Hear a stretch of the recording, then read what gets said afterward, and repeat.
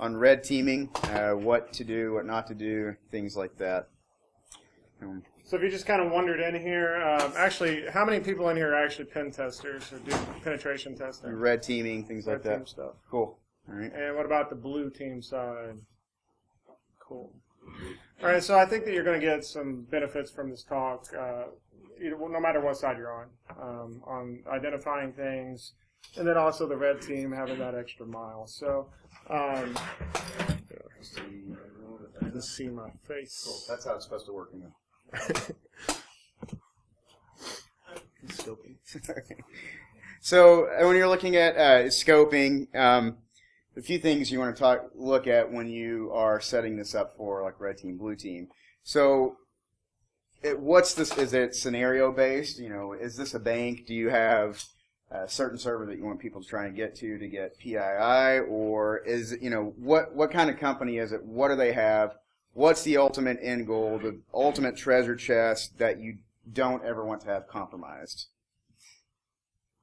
And so, we mentioned a few different things. This could incorporate, executive suites, offices, server room, or whatever. Typically, the gold mine is the server room. You want to get to the server room. Once you're in there, you got access to the core switch and everything else, so you're good to go. But you might want to push that a little bit further, target individuals, phishing, whatever. So, yeah, images we chose may or may not have been chosen while we were drinking bourbon, so it should be interesting. Reconnaissance. So we're hopefully all familiar with open source intelligence. Obviously, that's where you look at the target and you see, okay, what departments do they have? What are some names of people in the departments? Things such as LinkedIn, Google. So many resources out there where you can go and sort of get an idea of maybe who you want to go after, or maybe just fill your backstory. That way you can have something intelligent to say when you encounter someone. This could also be even the job postings. What kind of environment, what kind of tools? Is it a Cisco environment? What is it? It's important to note that stuff because it does help you flesh out your backstory. So if you get backed into a corner and someone's asking you questions, you're like, Aruba. I don't know. We don't use Aruba here, so you're automatically caught and you're compromised, right? So you want to make sure that you adjust whatever fictitious story you come up with accordingly. And doing this also, your employee culture. For example, right now, I got long hair and a beard. That may not be the best appearance to go to some places because they may have we deal with some federal clients that they have restrictions on that. So you want to kind of pay attention to how the employees dress. You can observe that from a parking lot or whatever during lunch breaks, seeing people come in and out, a Starbucks next to the company. Easy to also look at their badge, how the badge layout is, get a good idea of that. If you want to clone the badge or steal it or whatever, those are opportune times to do that. So always pay attention to the culture and dress code. And that goes right along with the prepared guys. Is everyone wearing a suit and tie? And do they have maintenance? Or is there construction going on? Maybe they have construction and they have guys from AT&T or something walking around with hard hats and clipboards. So just those are all things to pay attention to. What's going on. What can I jump in and become a part of? So those are all things to just pay attention to before you go in. A good thing to do also, if you look at the visitor log at a lot of these companies, as soon as you walk in, you can see a list of the vendors too. So okay, well, just drop a name, Kodak or whatever. They've got these vendors here. Now I have a list of some guises that I can go home and start creating or ordering uniforms or whatever. Yep. So pay attention. I mean, those are little things that sometimes we don't even consider because we go in there and we don't think, oh, well, they got the sign-in log right here. Now I can drop a bunch of names, departments, and contractors, vendors, etc. Yep. Be bold and confident also. This is very important, especially for social engineering. If you, I know a lot of people, there's some guys on our team too that are great social engineers, little technical knowledge, and then there's some guys with extreme technical knowledge, and then they get really nervous when they talk to people. So it's important that before you do any kind of social engineering work, especially on site where you're face to face with somebody, it's a little bit more intimidating, that you have that confidence, that you display that ability to roll with the punches or even improv. No. You can do it. Well, that was weird, don't it? We should not do that at the same time because that's good. We should do that too. Do it. So let's get into a quick war story. There was a client that me and another guy were going to, and it was in a small suite. They were a new client. We weren't really sure what happens after hours. You know, what time do people leave? We figured around 4:30, 5 o'clock, but it was hard to tell with the single point of entry, like who else who stays and works late. So we found our way up the stairwell, and we heard voices on the other side of the door. We weren't sure if it was cleaning crew or if it were employees. So basically after they had a pretty poor system, luckily for us, to get in. It was just the 4-button pin entry. So on our 13th try, we guessed it. We opened it up, and it was the cleaning crew, and they just so happened to be going through another door as we came in, so they didn't even see us. So that kind of goes along with what Tim was talking about, be bold. We could have been, scared to be caught or whatever and never taken that chance and heard voices and turned around. Long story short, we walked around the place. There were supposed to be security guards watching the cameras.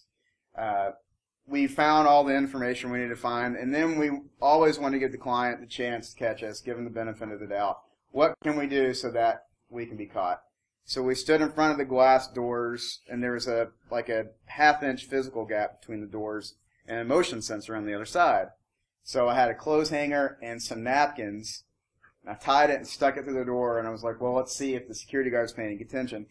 Literally standing there doing this. And then the door actually didn't open. I think the degree was too much to pick up the thing. So put it down, laid it there, and then we stand in front of the door. We face the camera, and we start doing jumping jacks. So, and the security guard never came. So we did that for about 5 or 6 minutes, and we got tired. So, again, that's, where is security? So that's kind of just pay attention, when does everybody leave, on top of you got to take some risks. Had someone approach us, we had what we thought was a good backstory, but unfortunately for the company, we didn't get a chance to have that confrontation because I guess everyone, including security, had checked out for the day. So, and Jason mentioned earlier about getting caught on purpose. He brought up a great point. Once you get in there and you've pretty much looted the place, right? And you're ready to leave. Well, that's when you also got to consider, is incident handling and response a part of this? Are we testing to see if they follow through with this stuff? So that's also one of the motivating factors when considering about, hey, I need to try to get caught here just to see if they escalate properly. So always keep that in the back of your mind. So a few things we want to do, just a quick little exercise to kind of break the monotony. There's a few things you can do when you are approached and someone says, what are you doing? It's a typical sales tactic. The rule goes, whoever's asking the question is the one controlling the conversation. So, if you go on the place and someone asks you a question, just immediately answer that with another question. It takes some practice if you're not used to doing that. It's a little awkward. So we have some tips. So, for example, if I go into a place, say Tim's a security guard, and he asks me, like, hey. Say he doesn't have a badge or something. I'm like, hey, where's your badge? And he say, I'm going to be looking around at him, seeing what he's doing. Especially if he's filling around, too. Because, if you're a security guard and it's an armed security guard, then you're probably a little more on high alert. Yeah. You got to be careful, too. So, something would be like, crap, where's my car keys thing? Well, it's around here. Hey, in a little bit, we're going to go to lunch, and we heard there's this awesome barbecue place around. Do you know anything about that? Just to kind of, that sounds silly, but just a quick, hey, where do you suggest to go to lunch? And so it's a quick way to put the question back on them, and hopefully they're cool enough to answer it. Then you can kind of get some camaraderie going on, build that trust, and eventually, I left it in my car. I'll be right back. I'll go get it, which is much easier than, oh, don't have one. Okay, well, you're coming with me, caught me. and then you're busted, So at least you have a way to get out and try again later. Have anybody in here watched Brooklyn Nine-Nine? Well, recently they broke into the FBI, and the guy, the captain's up there, and he's talking to the security guard, distracting him, but they found out prior to that the security guard loves Sex in the City. So he goes up there, he starts talking about Sex in the City, and they get in this conversation about it forever while the other guy's sneaking in. So if you have a team, if you're doing like a Tiger team kind of approach or a Red team approach, and you've got multiple consultants or pen testers on site, then being able to carry on a conversation like that, and just even, like Jason mentioned, looking at the stuff on their desk. They got an action figure on there of Captain America or whatever. Oh, yeah, is Captain America really your favorite Avenger? And then get them going and start talking about that stuff. And they're completely invested in that conversation. Yep. And it's a little bit easier to fly by. Yeah, redirection. So, The Stranger. This is something that, a bit of improv, if you don't have time to take like acting improv classes or anything like that, a free way to do it, go to the mall, sit down next to a total stranger, have a conversation about your entire life, but your entire life is something that you are making up on the fly. You never tell them the truth. And do it in a way where it's believable. And if you're terrible at it, you're gonna know that you're a bad liar. Keep trying that. You can also try with the redirection whenever someone asks, just a simple conversation, whenever someone asks you a question, answer them with a question. Again, that kind of takes practice to do that where you're comfortable and where it seems natural, as opposed to, stuttering a little bit and making it look unnatural where I'm trying to get you off track. So, practice that. It's a good way for improv. So. Got a volunteer? Anybody? Volunteer? Eager? It doesn't hurt. There you go. New Horizons. Right. You can stay there. So, let's try this. I'm just going to talk to you, and they're going to feed me a bunch of BS the entire time. So. I'm going to feed you. Yeah. Hey, how's it going? Pretty good. How are you? Good. He's having a terrible time. He just told us it was good. Fail. So, what do you do for a living? I'm actually an instructor. Oh, what do you teach? I teach CISSP classes. I teach everything from A+, Security Plus, Network, CISSP, CEH, and a few others. Okay, so are you teaching for EC Council, or are you teaching, what are you doing? No, they're basically certification preparation courses, and yeah. Okay. So was any of that true? You work for New Horizons, so I assume that's true. I kind of felt like you were telling me the truth the entire time. Some of I teach, some of I don't. Okay, yeah. Okay, but, even building on something that you're more comfortable with, right? Because if you're detecting a lie, you can tell when somebody's usually nervous and jittery. If you've got kind of an established background in something already, and you can plug that in there somehow, use it. Because you're going to be a little bit more naturally comfortable talking about something that you're used to, right? So the exercise number 3, going in cold. This is kind of an exercise we were working on when we were trying to make a class, like a workshop for DEF CON, and I think this is a good exercise maybe to do with some of your coworkers and stuff. But you say, hey, one person's a client. They know 3 things. They know the name of the company. They have the name of the company. They have a point of contact's name, and they know where the server room is. The other person's a pen tester. You're dropped in. You don't know anything other than the name of the company and where it's at. So you're dropped in the parking lot. Last minute, you're in. You approach. You walk inside. Bam. Your goal is to find out those 3 things without giving yourself away. Yep. And by directing the conversation. Did you find that out without walking in and saying, hey, what do you guys do? And what's the name of your network manager? Oh, your server room. Where's that? Okay. So doing that kind of exercise can help you with improv, but also just thinking on the fly and tying all 3 of these exercises together. Because improv is so important, and I encourage a lot of people that get into social engineering, and whether it's over the phone or whether it's an email or on site, to take an improv class, especially if you're engaging in real-time conversation. It's easier with an email because you can pre-construct it and you can edit it as much as you want before you send it out, unless it's China and some poorly worded phishing email. But if you do that, that's a little it's not as hard. But when you're talking to somebody on the phone or you're face to face with somebody, you start sweating, and it's hard to get that adrenaline back down. You have all those nonverbal cues that you oftentimes don't even know that you're doing.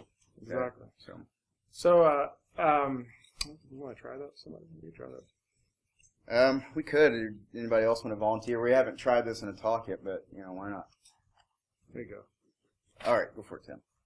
All right, so I'll let you crash and burn if it doesn't go well. All right, there we go. Everybody make fun of me. Huh? What's your first name? My first name?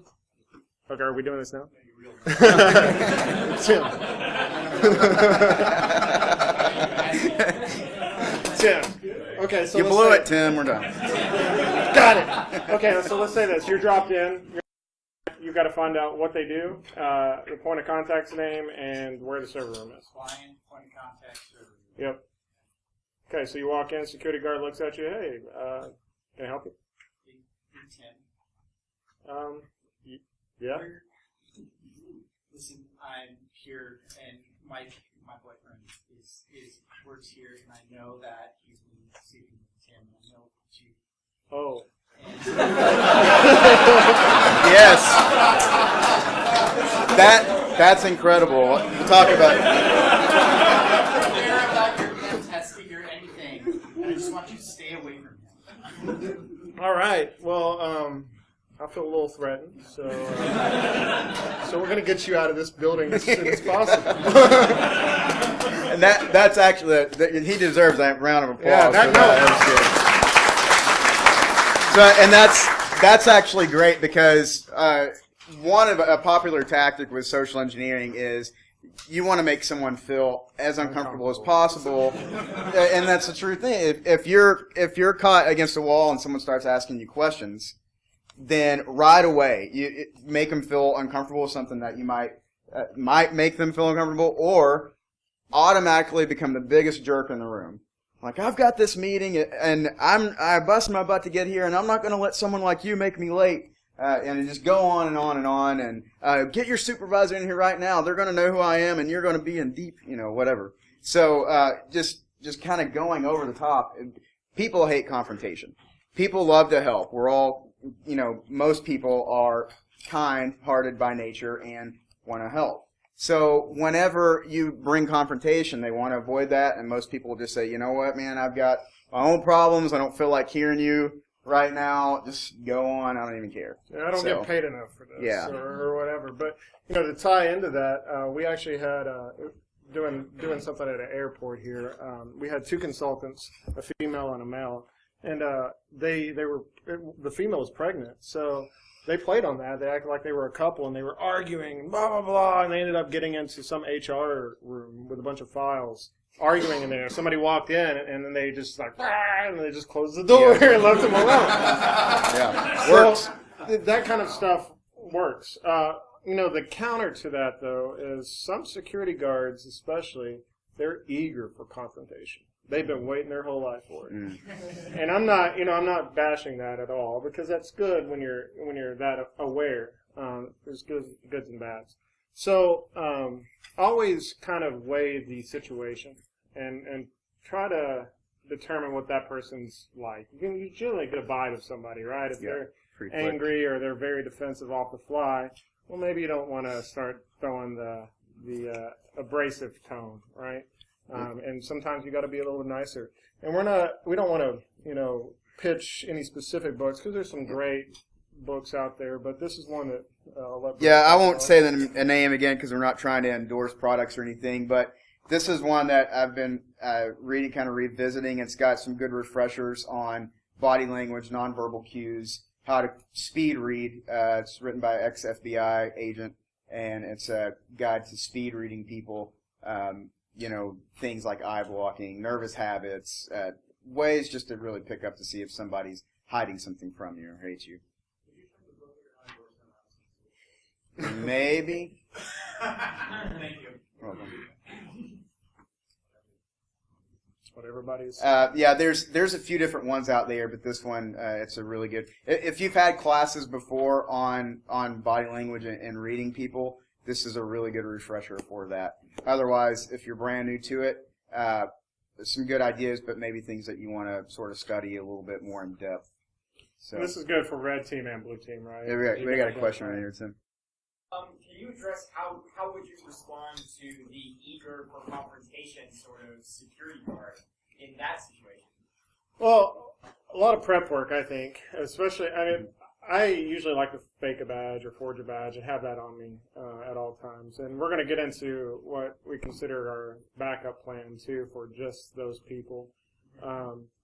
Without getting into it too prematurely in the talk, I will say that, you do handle it a different way. You got to be a little bit more nicer. You can't let them know that you're defeated either. So being too nice or lowering it too low, now I don't have confidence anymore, and I feel like I'm kind of getting caught and slowing down my engagement. Yeah, So people that are good at their jobs, they pick up on that feeling of defeat automatically, and some people it gives them even more of a feeling of power to like drag you out into the parking lot. So one of my other pen test jobs too that I did prior to Solutionary, I was on site with a guy, and there's a security guard. There's side doors, there's back doors, but he goes in the front door, and there's a security guard there. So you also need to choose how you're entering the building. If it's just one area and there's a security guard there and a man trap and all that stuff, then you're restricted to that area. But oftentimes, like an emergency exit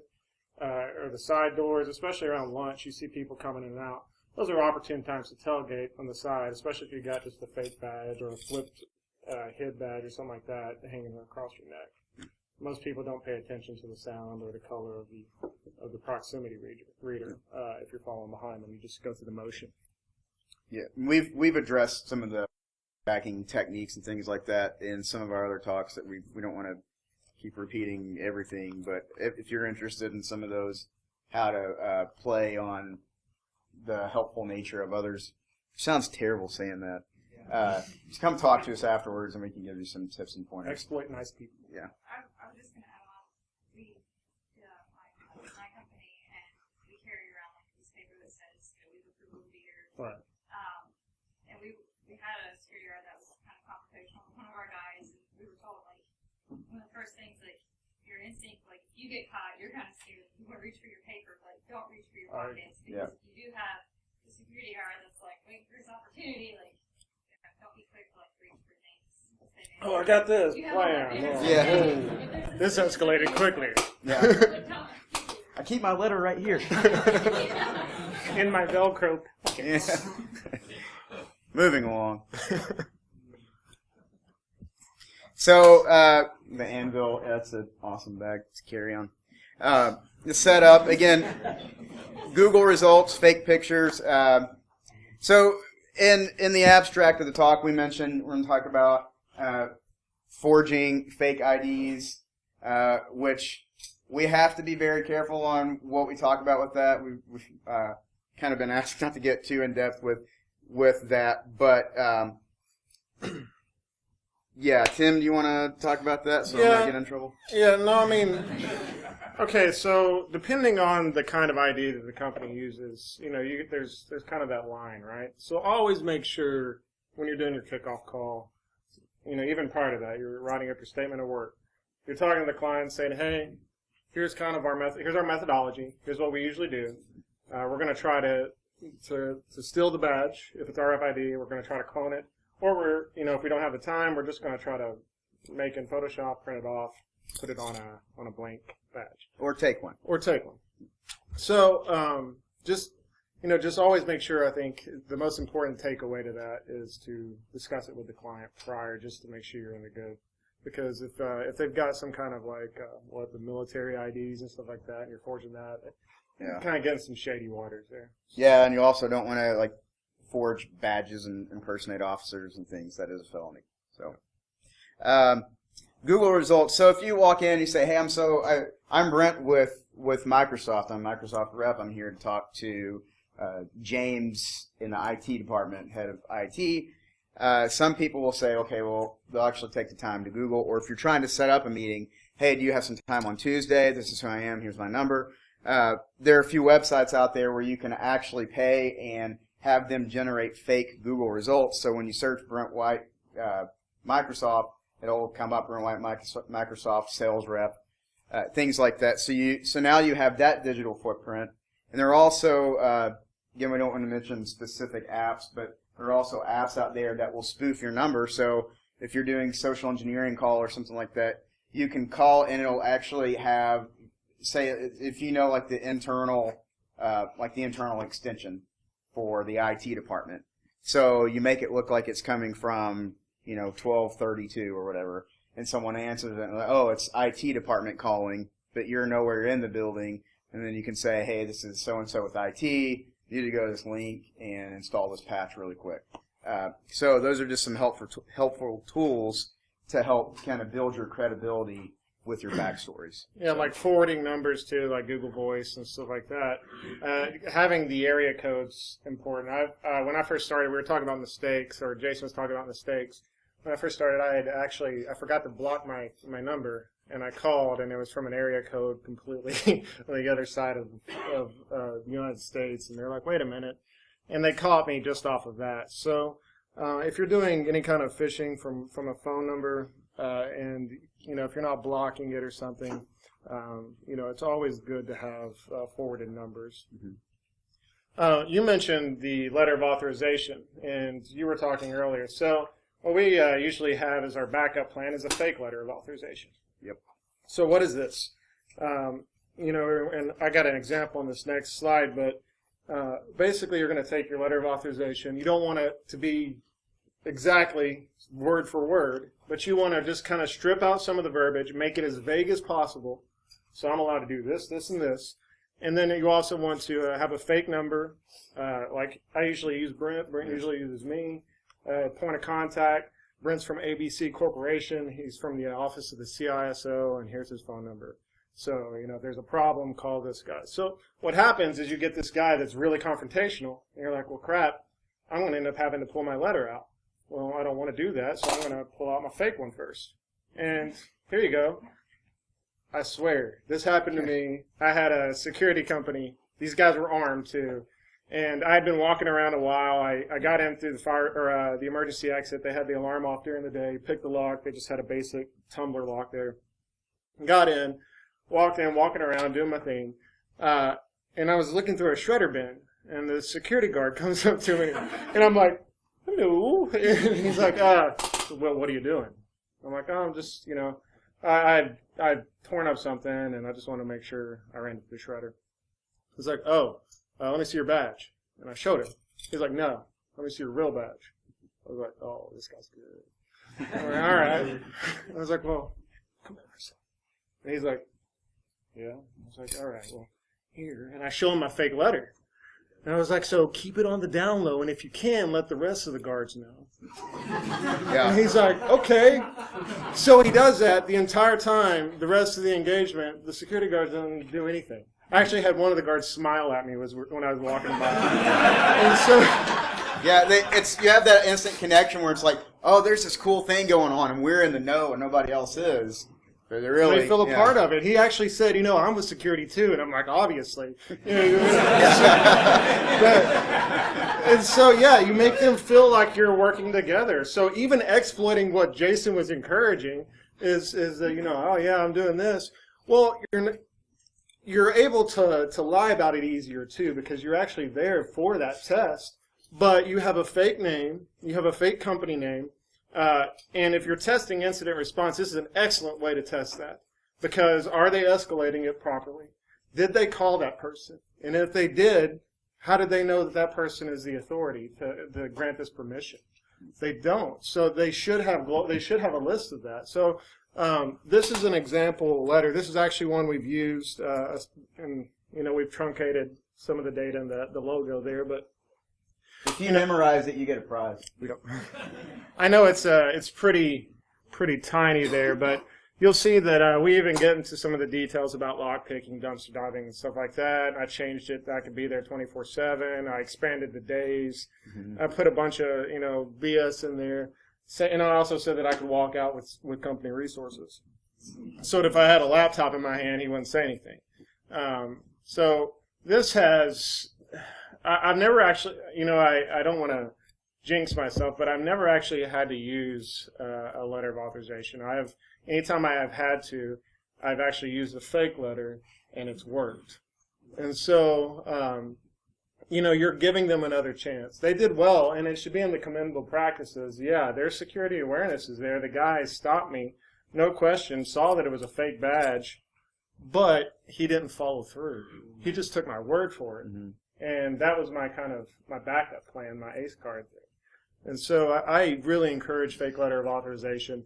It could probably burn you in some instances, but it's a good backup plan. Yes.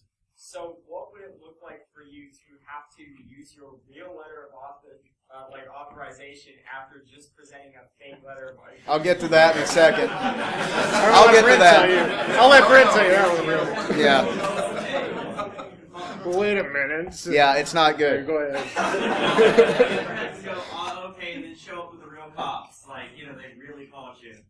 Well, in the rules of engagement, I'll get to the story in a second, but we actually put in there that the client has to go through all extent, so that and it specifically says actually on the bottom there. Let me find it. 1 second. About local law enforcement. Yeah. Anyway, it says they have to go through all measures to make sure that we are not detained by company, local, or federal agencies. Basically, if we get caught, hey, don't arrest our guys, because that's going to suck. So, anyway, these are really generic non-disclosure agreements. I wish that we could leave the real ones on there, but these are very similar to ones that we have crafted. The one on the right, I basically sat down in a coffee shop that was connected to a building during breakfast. Saw it as I was sitting there. I just crafted it on my laptop while I'm looking at people. And then I walked across the street back to my hotel, had them printed off, and I got a really funny look that I was getting this badge thing printed off. And then I also asked for scissors and tape. So before just coming up and asking for that, of course, I had a conversation with the lady about her kids, because I saw a picture. And so by that time, she's like, oh, yeah, here you go, honey. Here's some tape and scissors. Thank you, ma'am. Did that, went back across the street. And so, I mean, it's just that easy. So, with mine, it was funny because I got there and I had no idea what their badges looked like. And I only had a couple days. And that's what's kind of crappy, too, about some of these assessments. And we're actually doing another talk that, about checkbox security. When you guys are doing this kinds of stuff, don't always just do the minimum. And, let's do a pen test. Let's have it done in a week. Okay. Well, the bad guys have a lot more time and a lot more resources sometimes, too, if they're able to expand that window. They don't care about a testing window, right? Yeah. So, but when you're rushed like that, sometimes you got to think on the fly, and it helps to do that. So what happened was I got in, again, through the emergency exit, because companies, if you guys have fire escapes and stuff and you've got an external lock facing outward, upgrade the cores. Don't have these old ancient cores that have been in there probably since the 90s. Yeah, buy a Medco or something. Cheap stuff. Yeah. So, got in there, and I actually got into an administrator's office, and she had letterheads, she had envelopes, all this stuff. Well, at that point, I had gotten a good look at what the badges looked like, and I went to the bathroom. I was ripping up these envelopes and stuff, and I had my picture that I usually keep on me, and I made a badge by sticking them on top of each other in layers in one of those plastic sleeves. And I thought it looked pretty good, like for poorly putting it together. But it worked for that first day until that night I was able to go to my hotel. Same thing. We use the hotel printers a lot to print fake badges. Was able to go there and come up with a fake badge and print it off, and it looked pretty decent. Something that I've been doing too is, has anybody seen, I'm sure, Mr. Robot? Well, I've been using Elliot Alderson as my alias, just to see. And nobody knows who the heck that is, but it's funny. People call me Elliot going in doing this stuff. In addition to the fake badges, that's kind of the standard size. But if you get on Amazon or anything like that, you can get a pack of these HID badges for super cheap, like $6. Yeah. Huge stack of them. So even if you're cloning badges or you're just wanting to make a handful of fake with some adhesive paper than. Yeah, and mentioned open source intelligence earlier too. Sometimes you can find company photos, like at a company function, or people hanging out with their cocktails and they've got their badge on. So then you just zoom in on the picture and see what the company badges are without even going on site first. That way you don't have to use the hotel printer or whatever. You can already have a few ideas with you. That way, maybe they have 2 or 3 different types. You're not sure how recent the picture is. Just make one up like that, have it with you. When you get there, just throw in the right one and be on your way. So we mentioned, we've touched on the redirection stuff, but, making your story believable, how do you do that? Again, it's all about being comfortable with your story, comfortable with your lies. If you're not able to just kind of talk on the fly or have a quick conversation and bounce back and forth, it can be a little bit difficult, especially if you're not really stuck with your story and you're like stumbling over it. Oh, I thought you said you were with IT security. Now you're staying with networking. That's 2 different departments, man. Yeah, we don't even have a networking department. Yeah. Who you here with? Oh, whatever. Yep.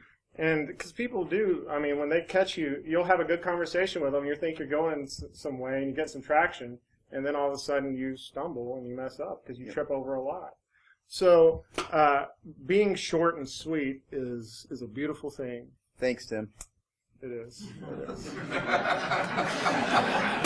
that was a bad joke. Sorry, that was stupid. I'll never say that again. So that's why I'm sitting in the chair, because Yeah. if I stand up, I was going to stand in the chair, but he sat down first. So, but short and sweet, right? Keeping it friendly, but don't go overboard.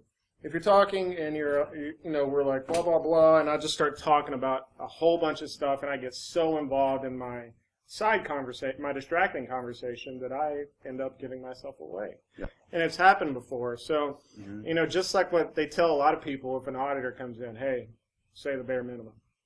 Don't tell that auditor this or that, right? Same thing for us. When we're coming in testing or doing an assessment, we want to keep it vague and let them fill in the blanks. Yep. We did a talk a while back, and I mentioned a story, and I won't repeat the story, but the lady filled in all the information for me. She just looked at my badge. I'm sitting there talking to her. I told her I was new, and she was like, "Oh, you are?" And I was like, "Yeah." And I was looking for the network manager guy, and she filled in his name. That's yeah. huge Isn't he factor. in this building? And I noticed that there were generators on the side of the building. These power generators. So I assumed, well, they're just data centers probably in here, right? So I'm in there, and I'm like, okay, well, I was supposed to meet him in the data center. And then the security guard comes up because somebody had called and said, hey, there's a guy up here wandering around. What's up? And the security guard came up. She vouched for me. And anytime you're able to establish that rapport with these people and they vouch for you and there are actual authorities in there, it's good. You're good to go. So even just reining back your conversation, letting them talk and fill in the blanks for you, it helps quite a bit. It's amazing how much people will answer things for you without you even asking them the question. Another trick that we'll use too, just to kind of build on that. You're talking to someone on the phone. Hey, we're from IT security. We're doing a quick password audit. Just want to make sure that it meets password complexity. We're showing that your current password is kittens13. No, my password is, and then they'll say, oh, okay. Well, that meets the requirements. Thank you so much. You move on. So just, let's learn how to just let people assume that you know the answer, or they'll give you the answer so much. So that's another thing for everyone too. If you're not on that side of it, just be careful to not blab everything. Like, oh, you must be looking for the server room right there. I know where that is. Let me show you. Yeah. Oh, okay. So anyway, just be careful what you tell people. So another war story here. This is pretty funny. Me and another coworker, Drew Culbertson, we were going in, and he had a contractor badge. Well, I had a fake badge that I made up. He was a contractor, and I was his escort. So we walked through the front where the security guard is, who was preoccupied talking to some people. There was a turnstile. We jumped over the turnstile, walked right in. They didn't say anything. I'm like, oh, okay, that's a very oblivious security guard, but whatever. We're in. It's parkour day in the office. Exactly. So we walk on in. We go to the networking department. Well, they got a proximity reader, but they also have a lever handle. So use an under the door tool, pop it, Nobody asked or said anything. There were people walking by, and I'm like, Yeah. drop my keys. Has I'm anybody sorry. not seen an under the door tool? Hang on a second. Keep talking. So I'm using it. I get in. Oh, darn well, it, I don't have it. the networking department. The end of the door tool is basically it's like this thick gauge wire kind of hooks. It's like this long. Got a piano string and a little pulley. So you shove it under there, and when you pull it, it hooks on the latch, and you pull the piano string, and it gives, and it's enough gauge wire that it's strong enough to pull it down. Yeah. Yeah, it scrapes against the side of it. It's very loud. Yeah. So And we were kind of being loud at this point because we had gathered some other things, and we were like, oh, okay, whatever. Let's just prove that this sucks. So we did it. We got in the networking department. Well, the networking department's connected to the server room. The server room has a hard lock that bypasses the electronic lock. So I go over there, and Drew's looking out for me, and I pick the lock, and I get in the server room. Well, in there, they've got all kinds of stuff. They had an instruction booklet on how to remotely connect using the VPN. They had a list of some accounts. Mm-hmm. They had their security system is already logged into for their IDS and stuff. And so I saw the username there, and I could have just went through and got a bunch of data, right? So after we're in there for a little bit, we decided to leave. And this is where the funny part. We walked by this room. It's a security control room. It's labeled. We look in there. You can look through the glass. It's not shaded or anything. Look in there. There's cameras everywhere. The screens. They've got their DVR. They've got a badge printer for badges. They've got a box, a big aluminum box with physical keys inside of it to all that facility. They had it to a server room, another server room, and another facility, and they had vehicle keys in there. So anyway, I'm there. I picked that lock. I'm like, are you serious? This is a security control room, and they didn't have anything but a normal residential, like 5-pin lock or something. Get in. I'm like, oh, there's this. We're in there looking around. Well, I see in the lockbox with the keys. I'm going through them trying to find some sensitive keys. One says like server room, like facility number 2. It's labeled. I'm like, crap. Wish I could take this because we're going to that facility tomorrow. I'd love to try this out. And so we're not allowed to take them.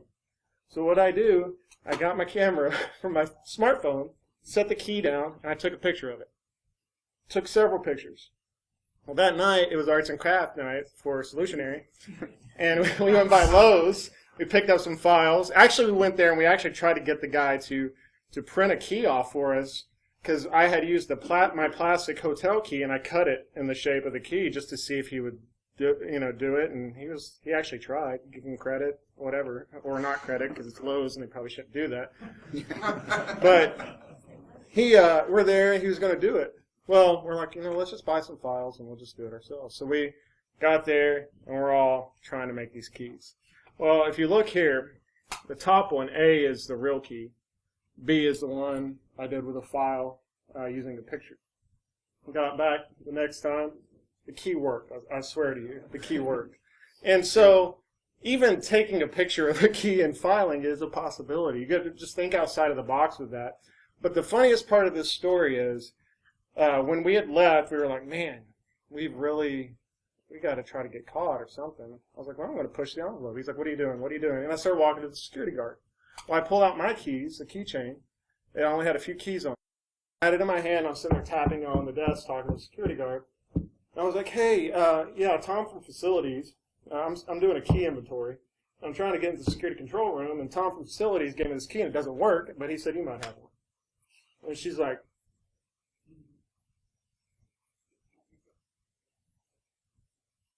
you better return these. yeah. And she handed drops them over. her security. The security guard gave me the keys. Bam, just in my hand. I walk. Sure enough, it opens the security control room and all this other stuff. So, what I really encourage, and from this war story, out of anything, was security awareness, especially if you're hiring a security vendor. You've got a contract company that's there, and you're paying them X amount of dollars to maintain your physical security. they're one of the first barriers that people have to go through. And if they're willing to just hand over the keys because someone said, you know, a name from facilities was blah, blah, blah. Well, why does this guy need my keys, and why doesn't his key work? And she didn't even pay attention that that key didn't even look anything like the number. A quick phone call. Number 69 key or whatever that was. So we talked about what happens when you do use the fake one, and that doesn't work, and you've got to give your real one. So an assessment that I did, I talked about the badge where I made the badge on Photoshop while I was in the cafe. So with that client, I went into that building, it was great, knocked on the front door to a single suite, told her I was there for maintenance, or I was there to do inventory with IT. And she's like, okay. I was like, well, here's my badge. I was like, I'm new, it probably doesn't work yet. So she let me in. She said, well, you probably don't know where the server room is either. I was like, yeah, I've never been here before. And so she takes me in, props it open, says, I'll be at my desk, come get me when you're done. So that was great. Walked around. She even unlocked the doors for me for the CEO that was there. It was great. Thanked her for her time and left. And I said, okay, this next place for the same client is going to be so much fun because it's a huge, it's a 2-building campus, huge parking lot, just a gigantic place. It's going to be fun to get in there. So apparently, I had to tell the client what had happened as I was driving from this place to an hour north of there. She wasn't very happy about that. So by the time I got to this other place, I find out now, I'm pretty positive she told him I was coming. Because again, it was a corporate park, lots of buildings, huge parking lot. There were probably close to 200 cars there. Walked around the first building. People were pretty good about not giving information because the previous year, Tim actually did an assessment there and just tore him to pieces. So this year, it wasn't going to happen again. They were sure about that, whatever they had to do, whether it was telling their people, hey, this is going on right now, look out for this guy. So walked around the first building, was talking to a few people, hey, the badge won't work. And I said, well, you got to go to that building, check in, get a visitor badge. Okay, cool, thank you for your time. Saw a few stairwells I was looking at, maybe going up later after I'd walked around the other building. Get to the other building, pick the lock to a maintenance door, like, oh, all right, I'm in. I open it, and it just goes into a room with hoses, air ducts, and, well, I didn't want to climb through air ducts that day because, one, it's dirty, two, it was out of scope, thank God. So I just closed that back, walking around the building, and I take 2 steps, and I see a door, and it says security guard office. And as soon as I saw it, I was like, crap, someone just saw me. I know it. So as I was turning around, the door busts open. Huge guy, runs out. Can I help you? Like, very intimidating. Like, I was wanting to say, no, you cannot. But, well, I'm here to do inventory, but my badge doesn't work. You need to come with me. Well, I'm here to see, and he just interrupted, you need to come with me. I was like, oh, well, okay, it happened finally.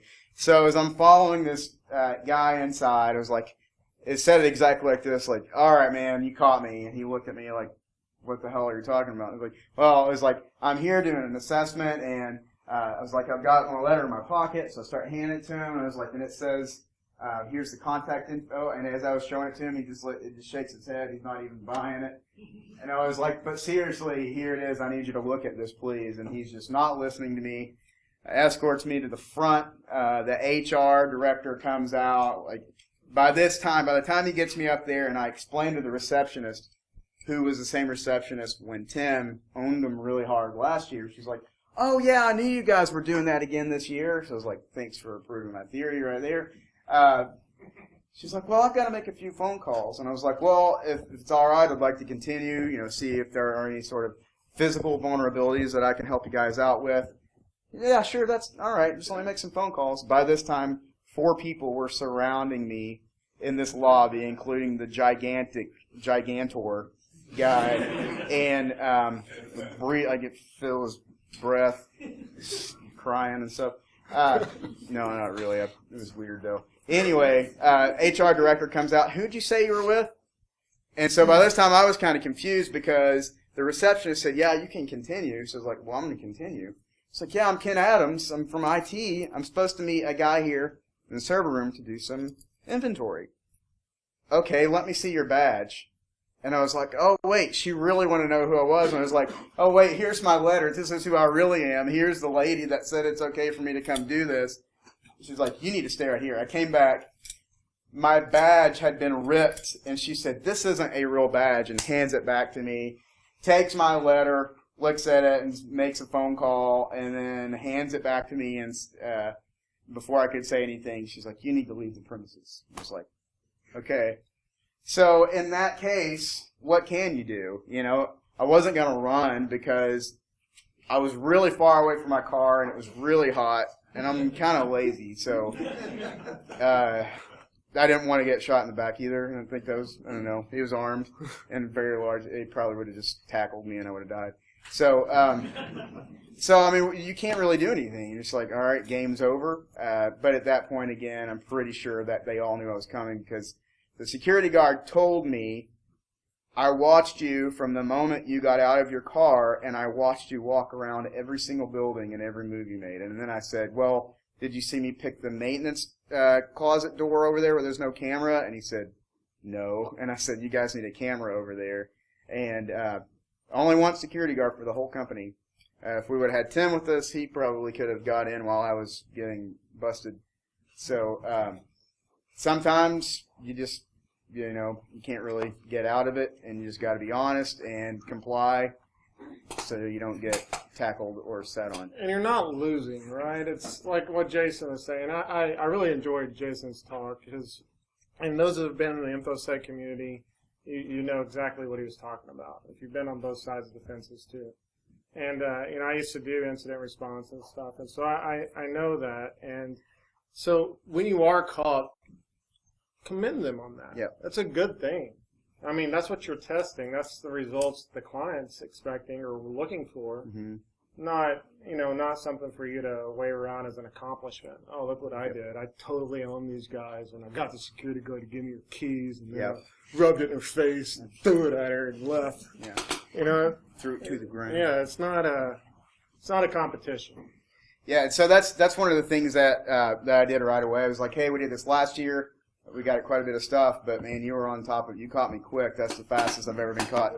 And I was going to show this while I was telling you. That's too good to not show. So one of the first things I did after they asked me to leave the premises is I called the client contact and I said, look, this one didn't go as well for me, but you guys did great. They caught me right away.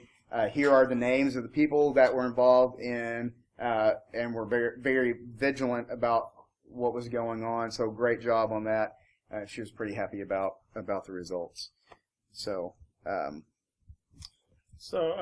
another story real quick. One of the recent... I think we're supposed to be done right now. Yeah, I guess we got to start wrapping up here.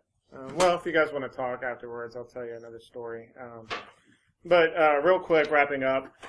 Whenever you are gathering your things and you're about to leave, always note, hey, did I revisit the scope? What were you looking for? Where did you take good notes? Sometimes it's hard to take notes because you're sweating, you're trying not to get caught. What are you going to go? Well, the bathroom is one of my favorite places to go because it's a great office. You sit in the stall, do what you got to do. Nobody's really going to bother you too much in there. Right. So take good notes, take good logs. If you've left like some of your equipment around, like a phone plug or key rubber logger. duckies or something like that. Always make sure you get that because, there's been times I've almost left and I'm like, oh crap, I forgot I put that keylogger on the receptionist's computer. I didn't get that. And that's got good stuff on it, right? So, you got to go back and fetch your things. And make sure you've taken plenty of pictures so you can, because remember at the end of this, there's always a report that's expected. The more stuff that you take pictures, evidence of, the easier your life's going to be when you put the report together. So.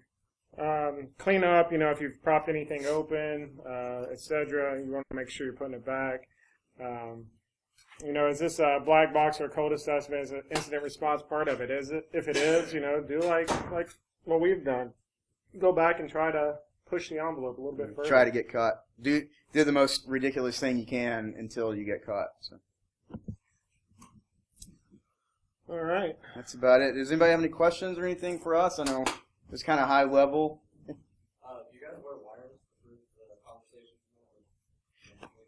conversation? There's, from what we've been told, that's not really something that can be done because of privacy.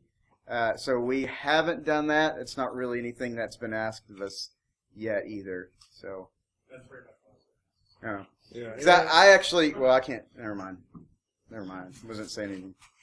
How long have you guys been working on picking locks to be able to do this, while you're actually Oh gosh. Well, that's the thing too, and something I want to say. A lot of times when people first get into this, they'll use like the rake and stuff like that, and bump keys, and because it's quick and it's easy to do, especially if they're old tumbler locks.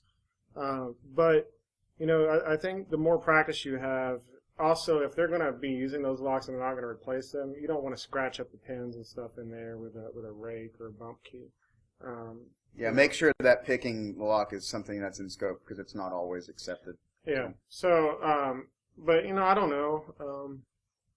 I know that When we did kind you of hear both sides from the community because lock sport is a huge thing, and those guys are incredibly talented. Single pin picking, all these crazy lock stuff that I honestly am terrible at. But when it comes to an engagement, and you're trying to get in and out, then yeah, we'll use bump keys, we'll use rakes as long as it's in scope because it's quick. It gets us in and out. And so for that, it works for us. But then we also hear the other side, oh, well, you're raking it, you're scratching the lock or whatever. Which in some cases we could, but I've never had a client come back and complain, hey, we noticed 2 little scratches on the inside of a pin on this back door. We took it apart and looked at it, and you suck. Or why are you that. still using that lock? Is my first question, right? Why are you still using that lock? Who cares? Throw it away. It needs to be in the trash anyway. Yeah. But you need to be able to, and I say this as a professional, and I know, like, especially a lot of the physical security guys out there that maybe see this video or whatever. It's important that you get skilled at using like single hook and Bogota and stuff like that, because it's not just rake and I'm in. Because sometimes it's nice to be able to fall back on that, because not all locks are going to be simplistic like that. There's more complex locks and such. Yeah. And then also if you use wafer locks, I know Sparrow's got a good set. Those things work great for trash bin locks and safes and stuff. And some ATMs, maybe. I was just going to add that the other thing too is if you try to use like bump keys or something like that, it can also be really loud. Yes. Yeah. Yes. That's another thing too. Consider where you're at. Being in a stairwell outside, with cars and stuff, it's probably more practical, but doing it on like an executive suite door or an office. Yeah, where you're not sure who's on the inside and like, who's like kicking the door down or what's going on? And they just come open it for you and then call security. You're taking a special needs posture. Special needs posture? Handicap special needs. Like wheelchair to gain access to doors. No, but I used to do loss prevention. I saw a lot of people that use that to steal stuff. Yeah, But no, I haven't. I know the assessments that I've been on, there hasn't really been like kind of the opportunity to do that, because a lot of times we do so many of these things, they'll send us one at a time. That maybe if it's like if you have a team and you have somebody that can kind of push you through or something, it would work better. But I haven't had the chance to do that. But that is actually a pretty good tactic. And it goes back to the whole like, oh, I got my arms full. Can you hold the door open for me? Tactic. If you got crutches, or especially crutches, a little more easier to move around with if you have to run or up the stairs. Or and especially when it's raining too. You're soaking wet, and crutches. Or what angle is not going to hold the door open for a guy. Exactly. Yeah. Exactly. So So just think, I know it's a terrible, when you're talking about it, like, man, that is so wrong. But the reality of the thing is that you have criminals out there that don't care, and they legitimately do these things to gain access. So it is good to practice those things so that people can be aware to strengthen your security posture. So unfortunately, that has to be something that people consider. So We'll take one more question. it's a little offbeat, but given what you know from doing these assessments, what would you do in your own home or one of those like houses converted to an office kind of thing? A moat. yeah, but A fire. sharks with freaking lasers on their heads. No, I mean there's a lot of different things. So windows are one of criminals. That's one of the first things. They'll pop a window open because a lot of them they just have the little, you latch your window and it's either plastic or even if it's like aluminum or something, it only maybe like a quarter of an inch that it goes in. So if you just get a good screwdriver, you hit it really hard, it's going to pop that and you go right in. Get stronger locks, or if you want to look kind of like an old lady house, you don't really care, get some wooden doily, stick them in there. That way, even if they pop that lock, I mean, there's a physical thing that's keeping the window from going up and down. Yeah, landscaping can be a good deterrent. I mean, there's a lot of things you can do. Just lighting. I mean, just the basic cheapo locks and things that come on your house. Upgrade your lock. You can actually upgrade your door frame so people can't bust through those. There's a few cheap options to actually strengthen your door frames, your locks, and then home security systems. So. A few side locks and stuff. Another thing too, real quick. I know a friend that runs a home security company, and he was talking about one of the things he commonly sees is that the stuff upstairs, like if it's a multi-tiered house, the windows upstairs are often neglected. Mm-hmm. I only have X amount of sensors I can put on, so I'm not going to put it on that. Well, then you've got your garage door with a cheap, Walgreens padlock on it, and it's got a ladder in there. Okay, well, thanks for the ladder. I'll just go ahead and climb up here now. Yeah. But he saw that a lot. Or ladders on the side of the house. If you've got that stuff, please put it away. Yeah, don't help them out. Yeah. Here's a hammer and some bub keys I bought for you. Ladders on the side of your neighbor's house, just as bad. Yeah. Right. Real quick, just back to the lock. Are there any laws or